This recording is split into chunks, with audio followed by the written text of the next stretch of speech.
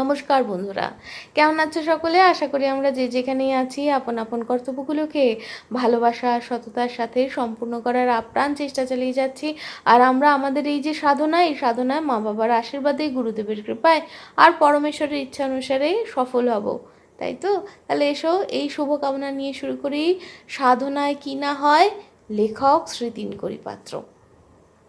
সাধনায় কি না হয় এ বলা বড়ই কঠিন দু এক কথায়, তবু বলি যে ছিল সেদিন মাটির দাওয়ায় খোলা হাওয়ায়, সে আজ উচ্চ আসনে রাজসভায়। অনুকম্পায় নয়, কঠোর শ্রম নীরব সাধনায় কি না হয় বলা অসম্ভব দু এক কথায়। জেনে রাখা ভালো এ পথ সহজ নয়, মসৃণ নয় এ পথ শ্রম নির্ভর, তবে বিস্ময় এ পথ সবার জন্য মুক্ত।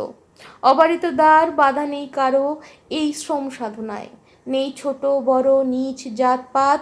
সাধনায় পারলে যে কেউ হতে পারে অসামান্য, গুণীজন বিদ্বান গুণধর, প্রতিবন্ধীও হতে পারে প্রতিদ্বন্দ্বী তোমার।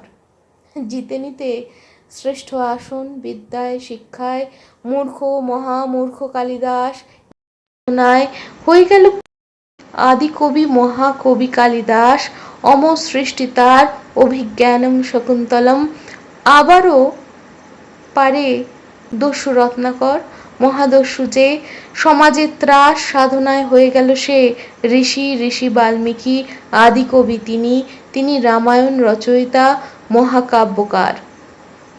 সাধনায় কি না হয় উত্তর আজ এক কথায়।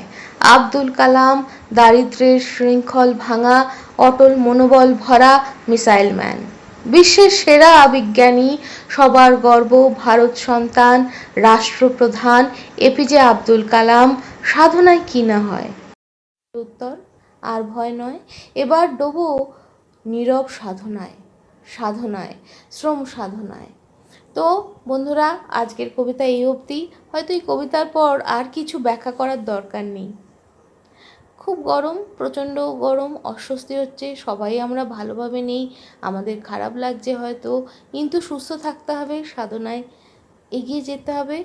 যার যেখানে যাওয়ার, যার যেখানে পাওয়ার, যেটা পাওয়ার সেটা তো সে পাবেই, কিন্তু তার জন্য নিজেকে তৈরি করে নিতে হবে, তার জন্য নিজেকে সেই গন্তব্যের জন্য তৈরি করে নিতে হবে। সেই গন্তব্যের জন্য প্রস্তুতিটাই তো সাধনা, তাই তো? তাহলে আজ এই অবধি, আবার শোনা হবে একসাথে, দেখা হবে। ততক্ষণ পর্যন্ত সকলে ভালো থাকুন, আনন্দে থাকুন আর সুস্থ থাকুন।